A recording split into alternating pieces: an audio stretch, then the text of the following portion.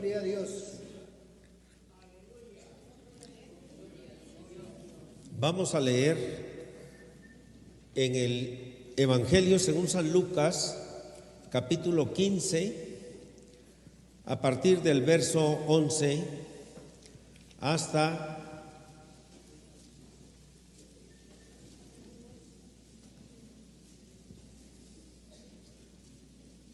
el versículo 23, todos unidos, del 15 al 23.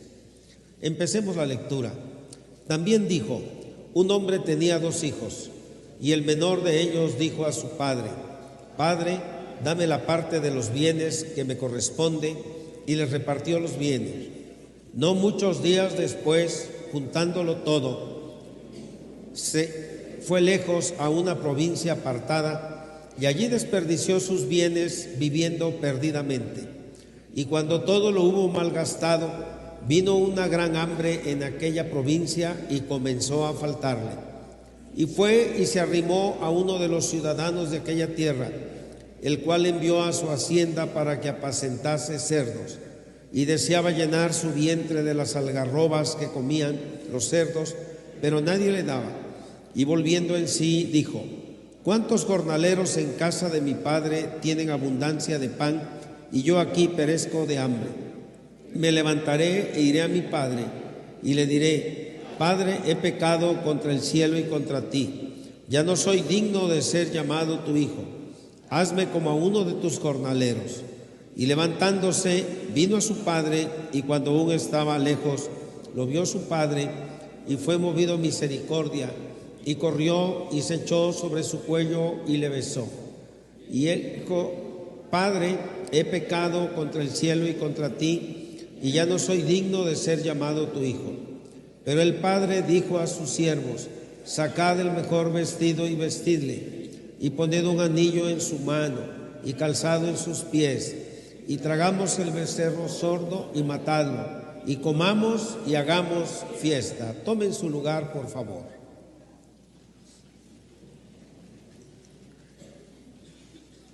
Las palabras del Señor Jesús cautivan el alma de una manera muy especial. El Sermón del Monte es un monumento glorioso de enseñanza y de virtud. Pero otra expresión del Divino Maestro son las parábolas. Esta parábola normalmente se llama la parábola del Hijo Pródigo. Podríamos decir que es la parábola de los 2 hijos perdidos, pero también podríamos decir que es la parábola del amor que perdona. La palabra parábola es de origen griego y significa colocación de una cosa al lado de otra con el fin de compararlas.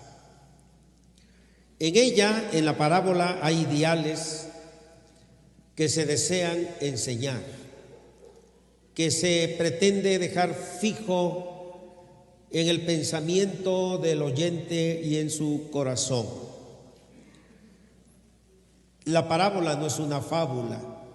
Una fábula es algo que a veces trastoca aún el orden natural.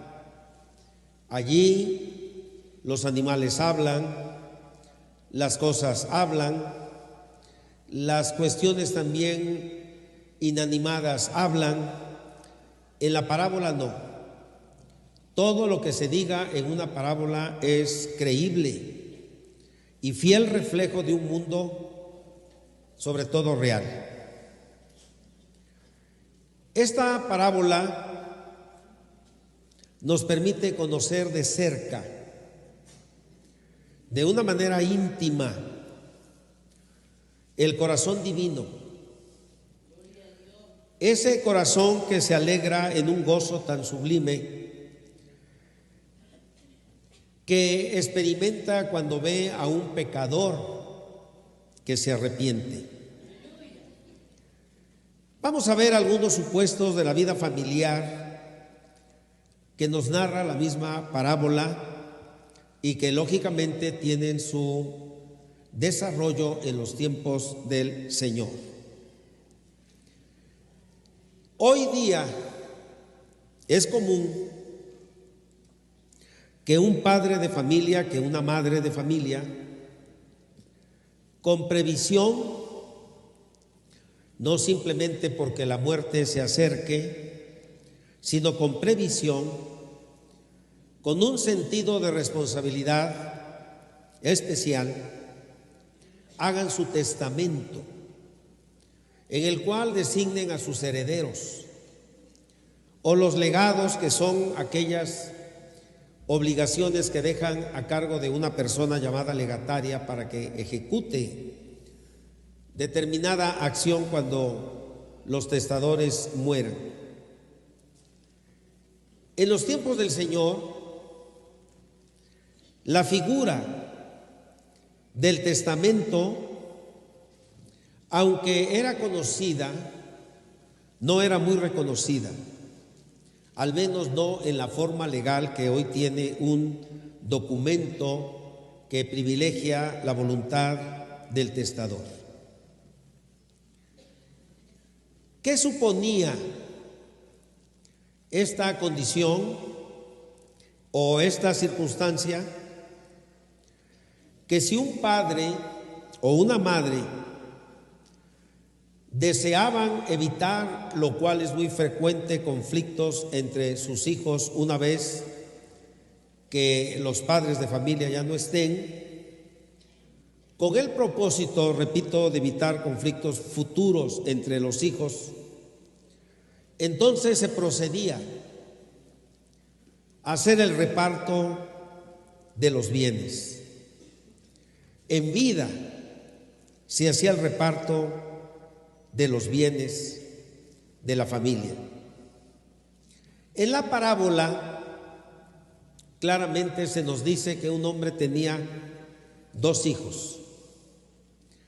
También era peculiar la forma en que los judíos resolvían estos asuntos, porque entre ellos había una figura que se llamaba la primogenitura, esto es, el varón, el hijo varón que había nacido primero. En este caso, al hijo varón primogénito de la herencia le correspondían 2/3 partes. Al hijo menor o a los hijos menores se repartía entonces el tercio entre ellos. Al parecer, el hijo menor de nuestra parábola, en su corazón tenía muchos pensamientos y sentimientos. Tenía temores. Él tenía el grande temor que a la muerte de su padre, su hermano mayor no le diera nada, lo cual también era muchas veces frecuente. Hasta aquí las cosas van más o menos bien, pero al continuar leyendo nosotros la parábola, apreciamos en ese hijo menor muchas cosas. Hay un deseo incontrolable de verse librado de las costumbres, traves y sanciones de la vida familiar. Y por ello, este hijo menor se acerca a su padre con cierta urgencia para decirle: Padre, dame la parte de los bienes que me corresponde. Seguramente que esto fue insistente, seguramente que esto fue continuo. Y el padre, con dolor, seguramente por la experiencia que la vida le daba, miraba que su hijo menor No era un joven, un muchacho preparado realmente para enfrentar la vida, pero le da los bienes. El muchacho tan pronto recibe de su padre esa parte que le corresponde, abandona el hogar. El aire que respiraba le asfixiaba. Él abandona el hogar. Seguramente no se despide en una forma de vida de su padre. Él se marcha a una tierra lejana, porque entre más lejos, pensaría el muchacho, mejor. En su corazón había muchos sentimientos. Desea conocer la vida. Quiere ser reconocido no en su hogar, no en su terruño. Él quiere ser reconocido en tierras lejanas.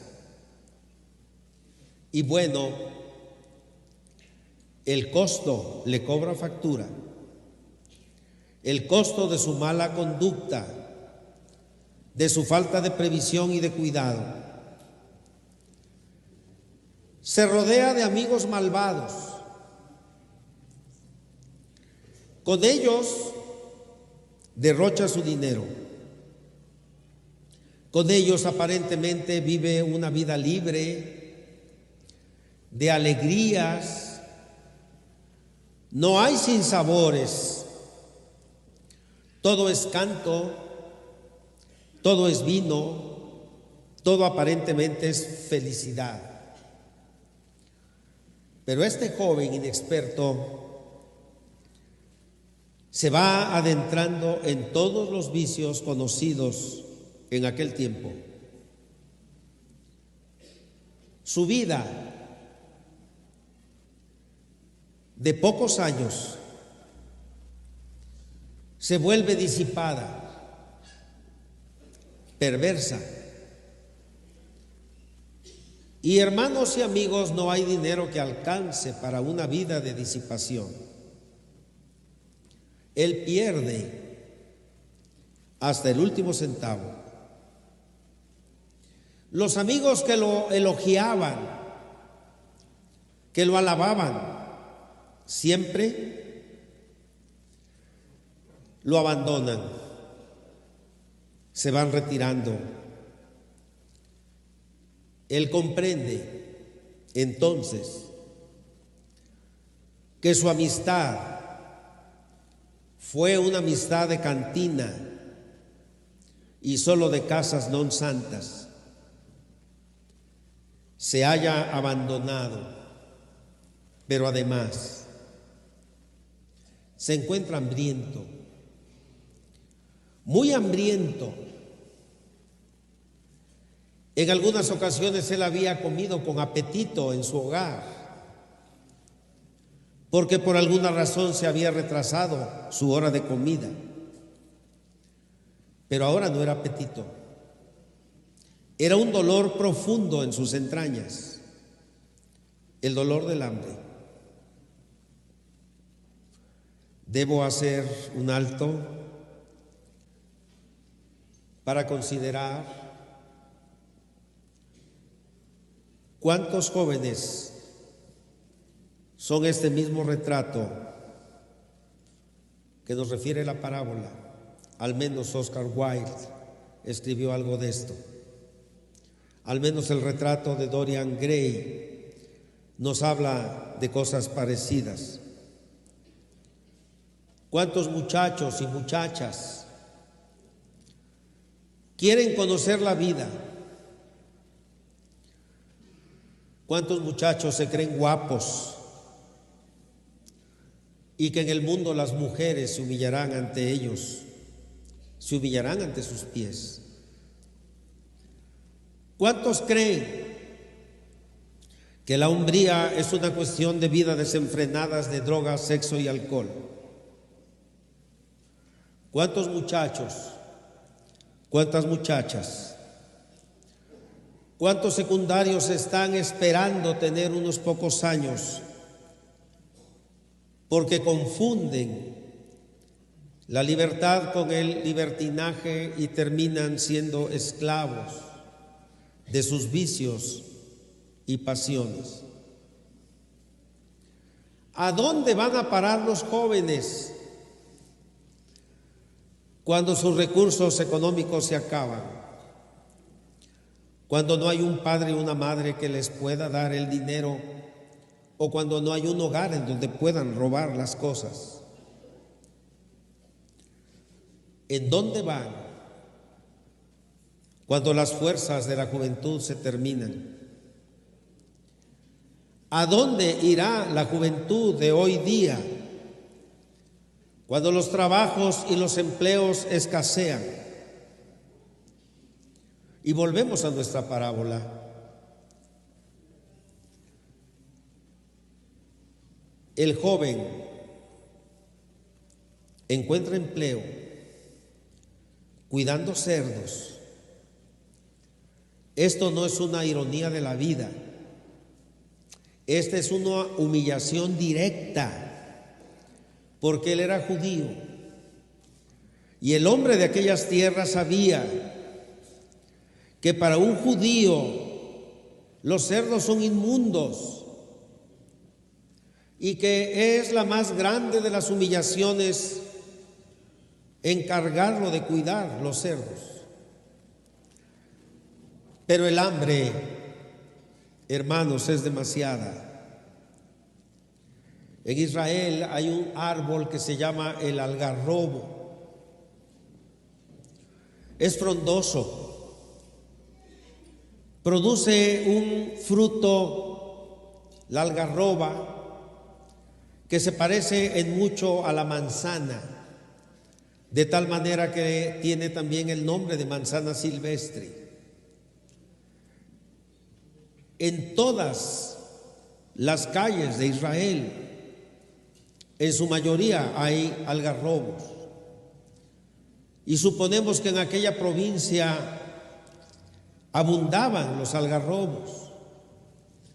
Y este muchacho tenía que recoger en cestas esos frutos, caminar quizá una distancia considerable y llevar a las aurdas, a los chiqueros, ese alimento. Y su hambre cada vez era más intensa, de tal manera que cuando arrojaba las cestas de frutas a los animales, él quería comer esas algarrobas, pero nadie le permitía que hiciera eso.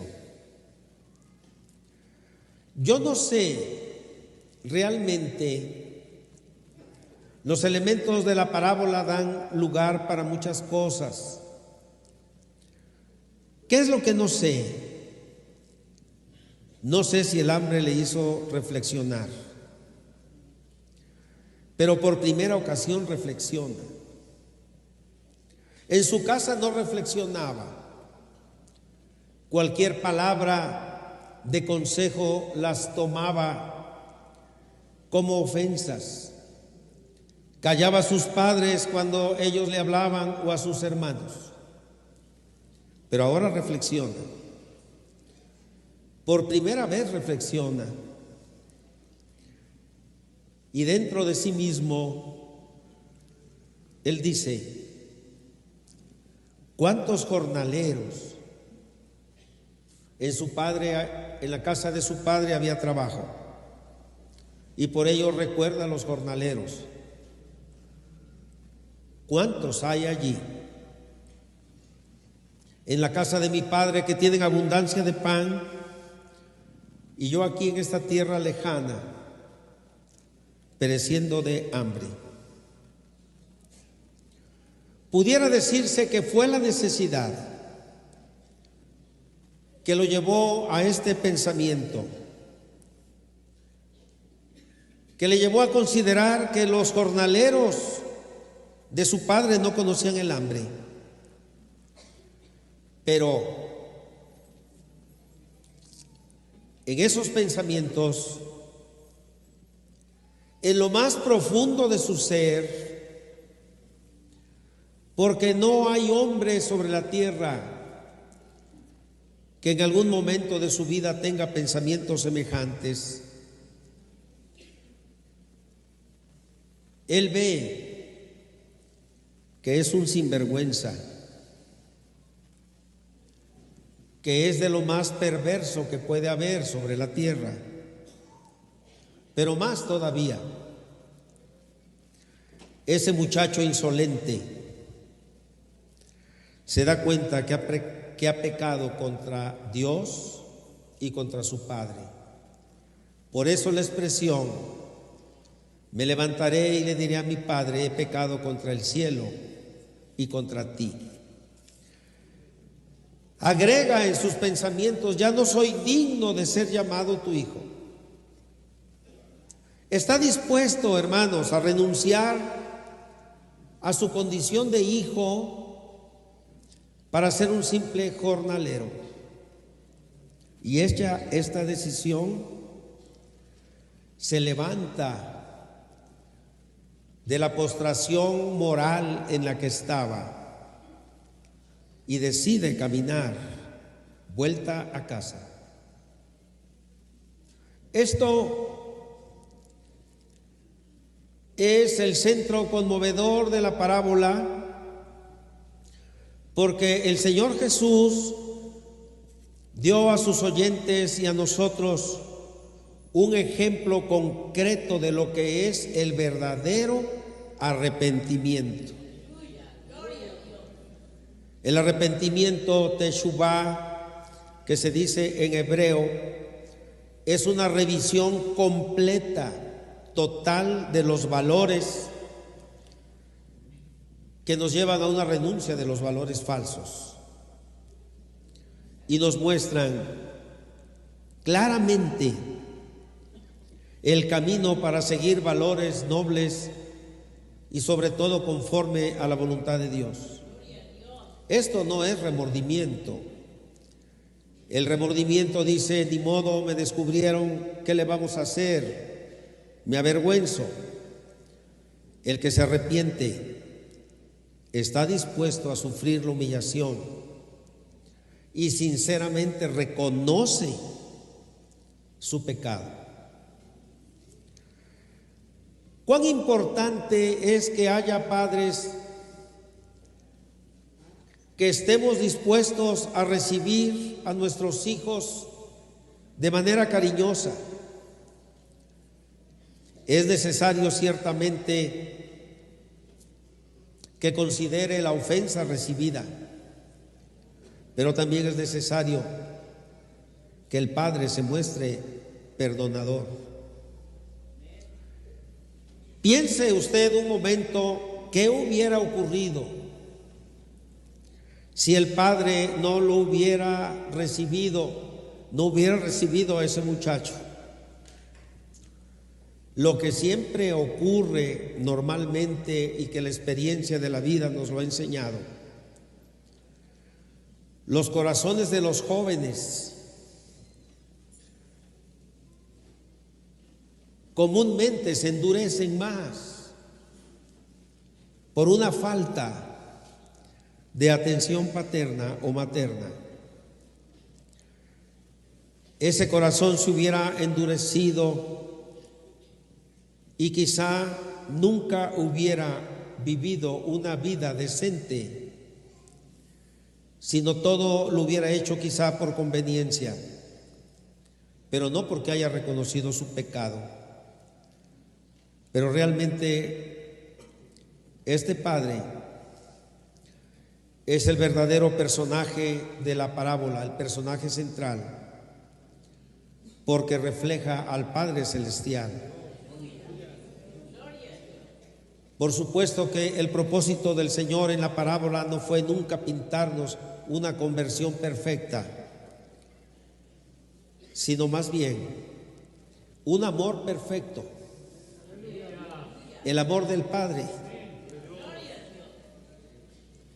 Porque de tal manera amó Dios al mundo que ha dado a su Hijo unigénito, para que todo aquel que en Él cree pierda, mas tenga vida eterna. Tome su lugar.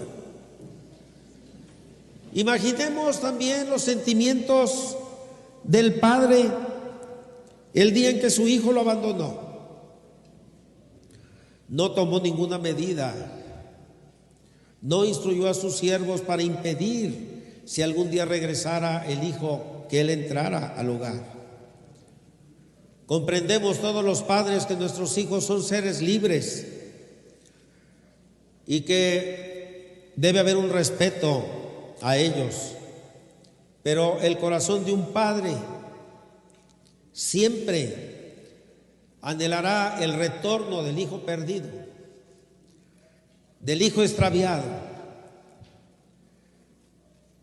Y bueno, él salía a la orilla del camino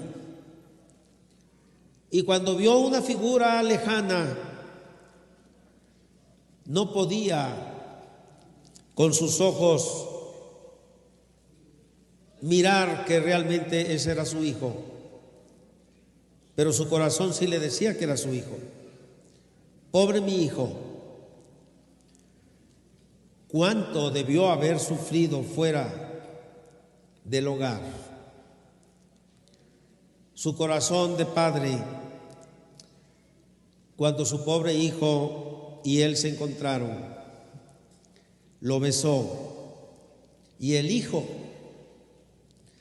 al sentir el beso del padre, se le olvidó su discurso. Ya no dijo: he pecado contra el cielo y contra ti. Ya no dijo: hazme el último de los jornaleros. Ahora iba a trabajar más que los jornaleros, no por el pan, sino por el perdón recibido. Este es el ejemplo del Padre Celestial. Él recibe a todos los parias del mundo. Él recibe a todos los que se han rebelado contra Él. Si usted ha experimentado el amor del Padre en su corazón, dele gracias en esta mañana. Si usted ha sentido esas caricias maravillosas del Padre, dele gracias. Bendiga su nombre. Si usted, y sobre todo tantos jóvenes que hay aquí, muchachos que hay aquí, si ustedes todavía no lo han sentido, levántense y vengan al encuentro del Padre perdonador. Su corazón está tan abierto que nos puede recibir a todos sin que mengue un poco de su amor. Vamos a hacerlo en este momento. Vamos a acercarnos.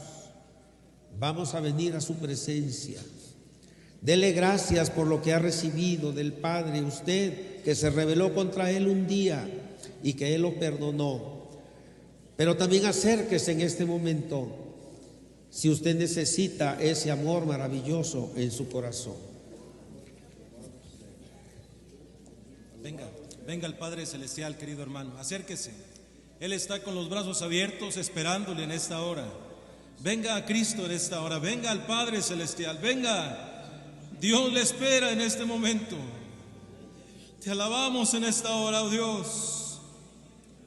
Dios de amor, Dios de gracia, Dios de misericordia, que todos los días estás esperando al que se ha alejado, que todos los días estás allí, Señor, porque amas, Señor bendito. Tú eres amor. Tú eres el Dios de amor, aleluya, el Dios de gracia, el Dios de misericordia. Y tu palabra dice: venid a mí, dice tu palabra, venid a mí, dice tu palabra. Los que estéis trabajados en el mundo, cargados de pecado, de maldad, dice tu palabra, yo os haré descansar. Y hoy es el día, Señor eterno. Bellas palabras tuyas, Señor. Enseñanza espiritual profunda, pero que todos hemos vivido, que todos hemos vivido, Señor eterno. Hoy estamos aquí, Señor, bendito sea tu nombre. Gracias por los que, Señor, han regresado. Gracias, Señor eterno, porque tú amas. Tú nos señalas, Señor eterno. Tú amas y recibes, Señor, hoy. Gracias por el que hoy viene sincero, por el que confiesa hoy su falta delante de ti, por el que se arrepiente sinceramente hoy delante de ti, en este lugar, y en los que ven en el internet, Señor eterno. Ahí hay oportunidad, Señor, porque tú eres Dios aquí y en todo lugar para la gloria de tu nombre. Dios perdonador, Dios eterno, bendito sea tu santo nombre. Bendito sea tu santo nombre, Dios de Israel. Gracias te damos en esta hora por tu palabra. Gracias por la iglesia que se ha acercado, por la persona que se ha acercado, por el joven, por la dama que se ha acercado hoy a ti, Señor, volviendo su camino. Bendito sea tu nombre. Gracias te damos hoy, Señor. En este día de gracia, bendito sea tu nombre para siempre, Dios. Gracias, Señor, en el nombre precioso de Cristo. Gracias, Padre, en el nombre precioso de nuestro Salvador. Amén, Señor, gloria a tu santo nombre. Amor tan grande, profundo y sublime, es el amor